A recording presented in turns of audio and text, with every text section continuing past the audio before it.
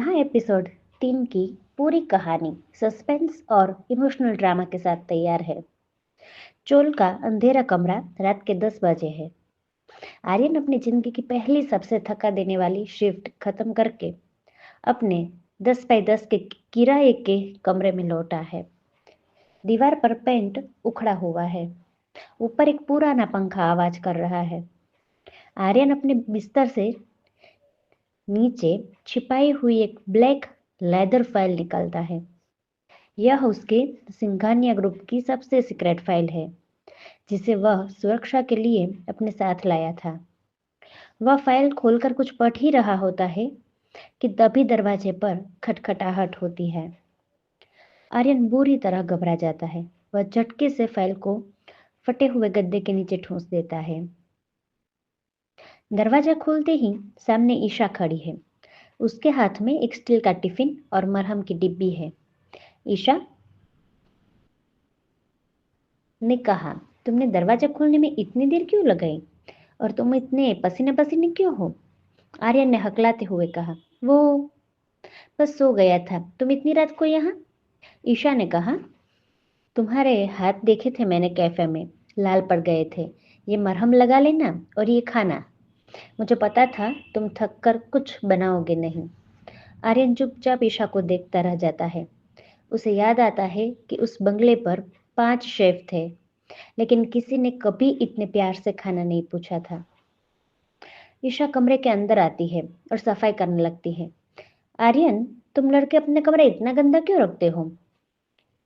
जैसे ही वह बिस्तर ठीक करने के लिए चादर खींचती है, गद्दे के नीचे दबी काली फाइल का कोना बाहर दिखने लगता है। ईशा का हाथ उस पर रुक जाता है। ईशा ने कहा, यह क्या है? आर्यन का गला सूख जाता है। वो कुछ नहीं है ईशा, बस कुछ पुराने कागजात हैं। ईशा ने कहा, कागजात? लेकिन ये फाइल तो बहुत महंगी लग रही है और इस पर तो सिंघानिया ग्रुप का लोगो बना है। ईशा फाइल उठाने ही वाली होती है कि आर्यन ने झपटा मारकर उसका हाथ पकड़ लिया। दोनों के बीच एक पल के लिए सन्नाटा छा जाता है। ईशा की आंखों में हैरानी और डर है। आर्यन ने गंभीर आवाज में कहा, ईशा प्लीज, इसे मत छू। मैंने कहा ना, ये बस रद्दी है। ईशा पीछे हटते हुए, तुम मुझसे झूठ बोल रहे हो आर्यन। तुम कोई साधारण बेरोजगार लड़के नहीं हो। कल कैफे में उस गाड़ी को देखकर छिपना और आज ये फाइल।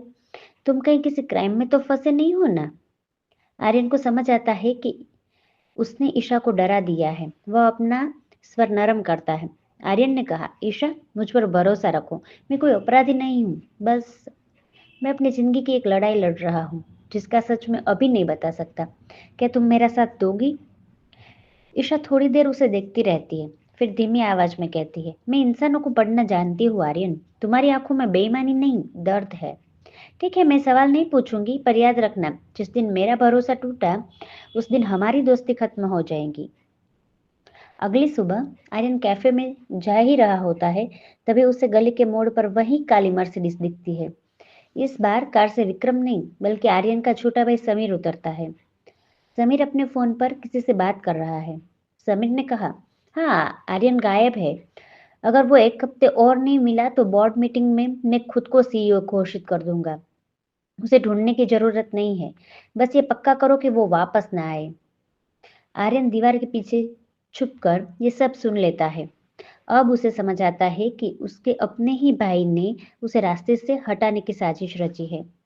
आर्यन को अब सिर्फ अपनी पहचान नहीं बचानी, बल्कि अपना साम्राज्य भी बचाना है। और इसमें उसकी इकलौती उम्मीद ईशा है। क्या आर्यन ईशा को अपनी टीम में शामिल करेगा? जानने के लिए सुनते रहे। The beggar billionaire on free story FM।